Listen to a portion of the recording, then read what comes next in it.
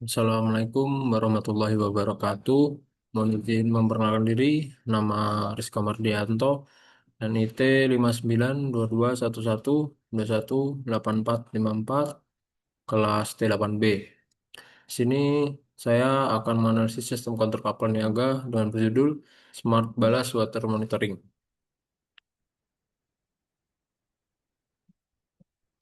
Latar belakang masalah yaitu lebih dari 80% perdagangan dunia bergantung pada kapal niaga sebagai tulang punggung transportasi. Lebih dari 7.000 spesies organisme dibawa dalam air balas setiap hari, ancaman invasif global. Kasus nyata kerusakan ekosistem, laut hitam, ubur-ubur, Great Lakes, kerang zebra, Amerika Selatan, koleka, BWM Convention 2004. Berlaku efektif September 2017, wajib BWTS bersertifikat IMO. Solusi Smart BW Monitoring, sensor terintegrasi, plus kontrol otomatis, plus pelaporan real time. Gambaran sistem di kapal. Level 3 yaitu Compliance and Reporting, BWRB Digital, PSC Interface, Source Server, atau VCAT.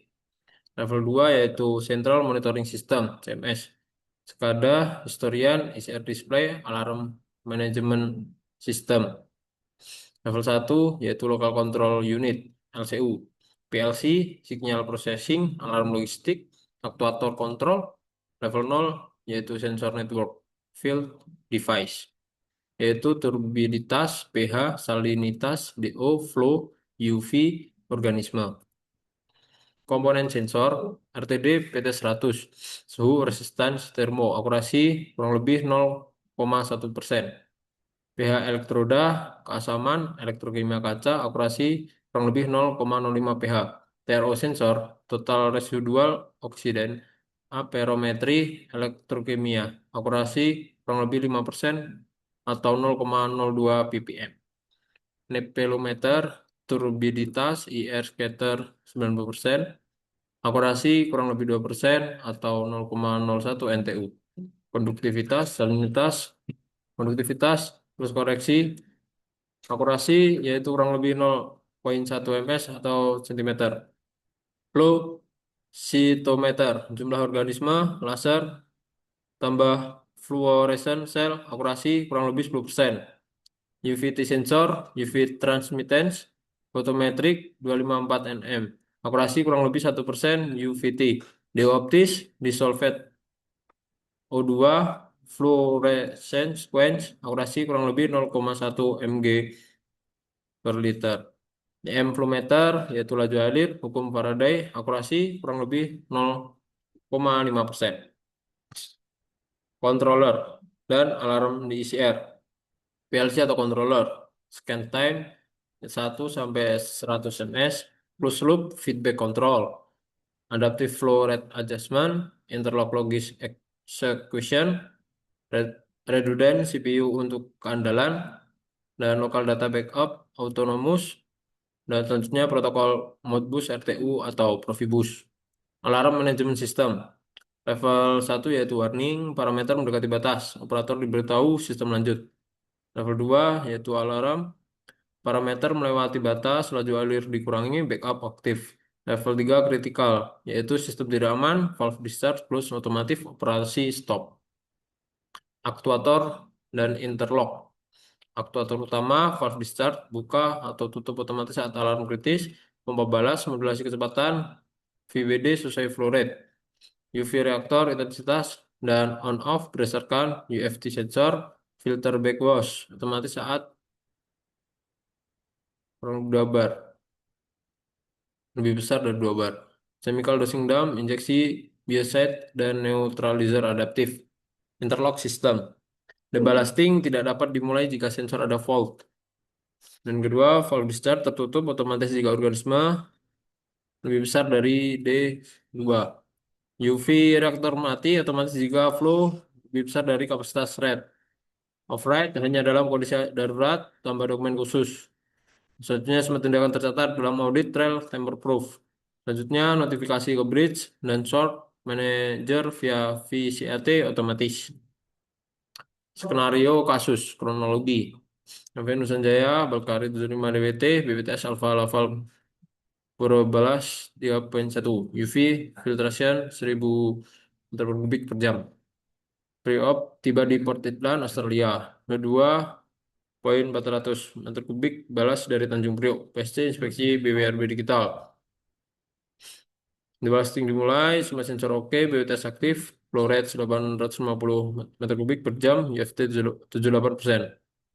Jam 3 skenario A, turbinitas naik 8 NTU sampai 45 NTU, alarm level 2 bunyi, flow dikurangi 40%, chemical backup aktif. Jam 5 skenario B, UV lamp degradasi, 2 dari 12 lampu, lebih kecil dari 60%. Intensitas emergency shutdown, valve di start tutup. Jam 7 skenario C, organisme lebih besar dari D2. Flow cytometer deteksi viable lebih besar dari batas. Full shutdown, data log tersimpan. Aktuator dan interlock. Aktuator pertama yaitu valve discharge, buka atau tutup otomatis saat alarm kritis. Pompa balas modulasi kecepatan, VWD sesuai flow rate, UV reaktor, intensitas dan on-off berdasarkan UVT sensor. Filter backwash otomatis saat AP lebih besar dari 2 bar. Chemical dosing dam, injeksi biocide, and neutralizer adaptif. Interlock system, debulsting tidak dapat dimulai jika sensor ada fault. Valve discharge tertutup otomatis jika organisme lebih besar dari D2. UV reaktor mati otomatis jika flow kapasitas red, override hanya dalam kondisi darurat, dokumen khusus, semua tindakan tercatat dalam audit terlalu tamper proof, notified bridge, ensure via VSAT. Data yang muncul di ICR, parameter turbinitas, UV transmit, UVT, turbinitasnya yaitu lebih besar, lebih dari 10 NTU dan 45 NTU sampai 120 NTU, statusnya high. UV transmittance, nilai normalnya yaitu kurang dari 65%, nilai saat alarm 50%, status low. UV lamp intensity yaitu kurang dari 70%, nilai saat alarm 2 lampu 55%, status kritis. Flow rate 800 sampai 900 meter kubik per jam dan nilai saat alarm 510 meter kubik per jam dikurangi. Status adjustment. Adjust. Filter diff pressure nilai normalnya kurang dari 1,5 bar. Nilai saat alarm 2,8 bar. Status high. Organisme viable lebih dari 10 per 5 kubik D2, exit D2 standar shutdown, pH 7,5 sampai 8,5, nilai saat alarm 7,8, status normal, dissolved oksigen, nilai normal 5 sampai 10 mg per L, nilai saat alarm 6,2 mg per L, status normal. TPO 3 sampai 10 ppm, NA UV system. Analisa awal hipotesis penyebab skenario A, turbinitas tinggi, hipotesis sedimen dasar tinggi teraduk saat pompa aktif, penurunan kualitas air laut sumber musim hujan, sedimen pantai, filter tersumbat, partikel lolos ke discharge, dampak UV turun, efektivitas disinfeksi berkurang. Skenario B, UV lamp degradasi, hipotesis falling kerap mineral pada sleeve port.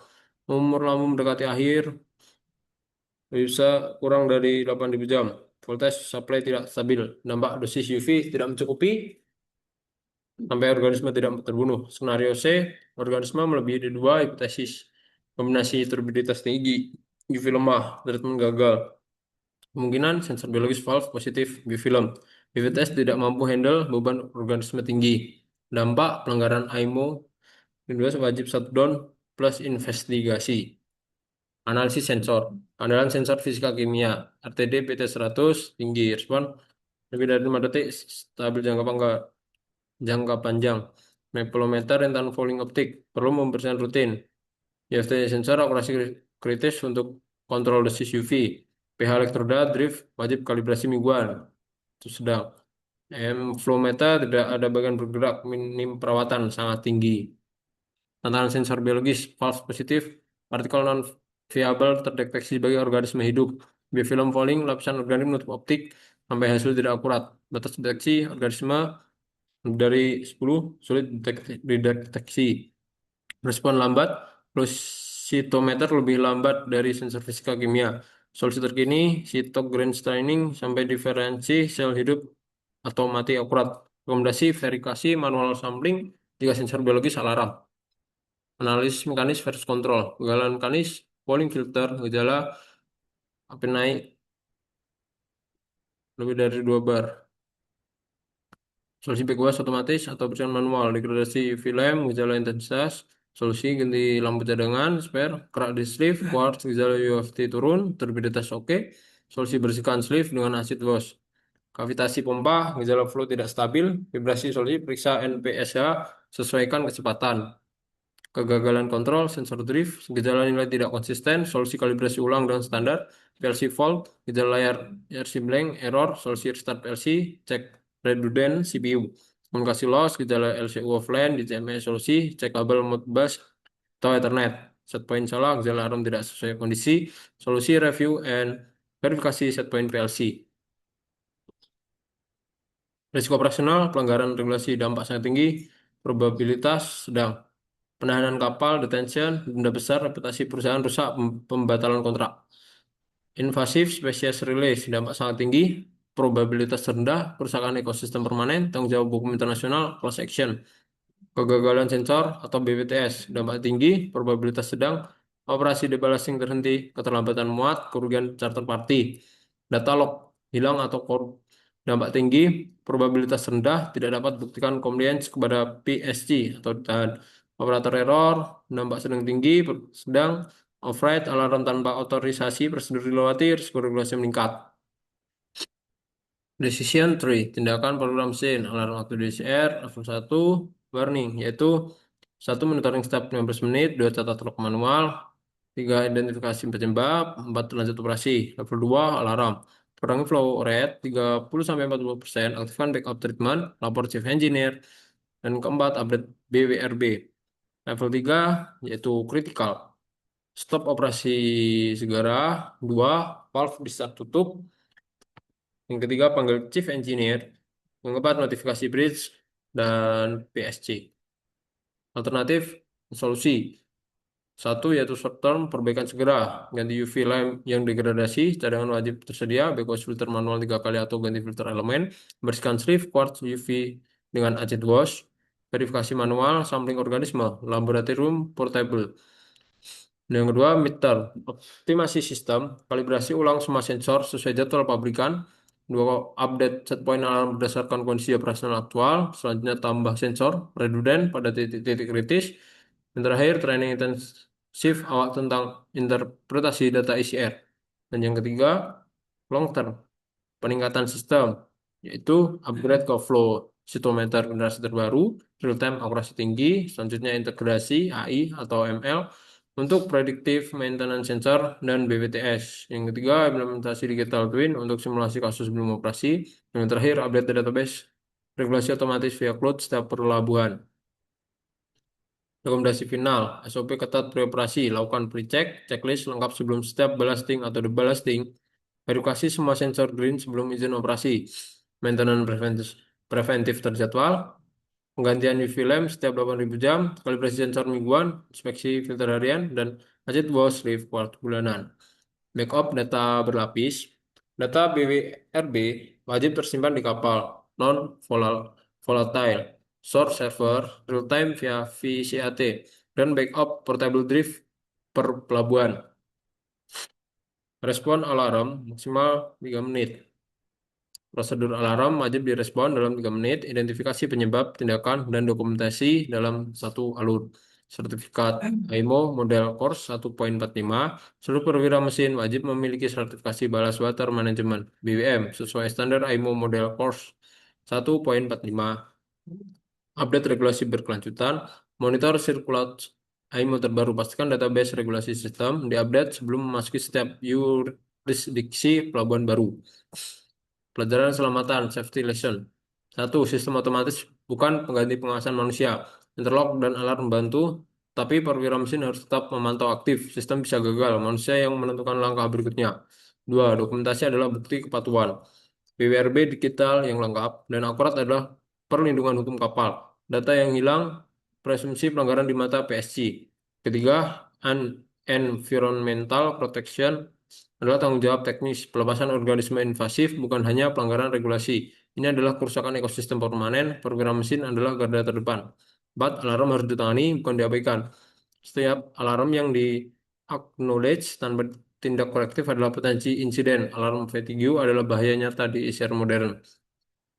Yang kelima, kompetensi teknis adalah kewajiban profesional. Pemahaman sensor, sistem kontrol, dan regulasi bukan pilihan. Ini adalah kompetensi wajib program mesin kapal niaga modern.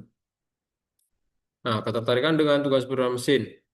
Program mesin yaitu monitoring, pantau CMS setiap 15 menit, interpretasi alarm dan data, rekam log manual per jam. Dan maintenance, kalibrasi sensor mingguan, ganti UV lamp, lebih dari 70%, periksa filter harian. Dan compliance, update BWRB, digital real time, siapkan dokumen PSC inspection, verifikasi, sertifikasi, BWTS. Dan yang terakhir yaitu emergency response, yaitu tindak alarm, kurang dari 3 menit, eksekusi shutdown prosedur, koordinasi dengan bridge dan kapten.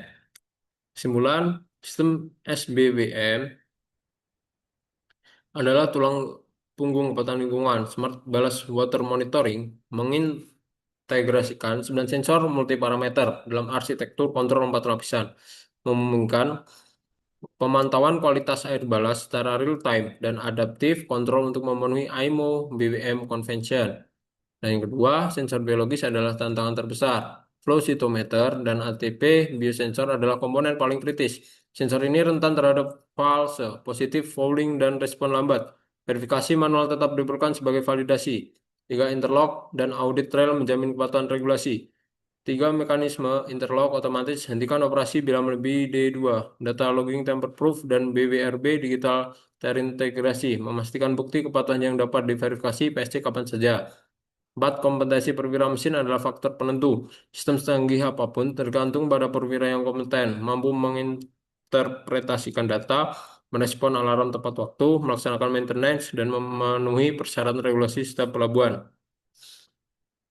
Refleksi kelompok yang kami pelajari yaitu ballast water management bukan hanya masalah operasional, ini adalah persimpangan antara teknologi sensor canggih, sistem kontrol otomatis, regulasi internasional, dan perlindungan lingkungan global.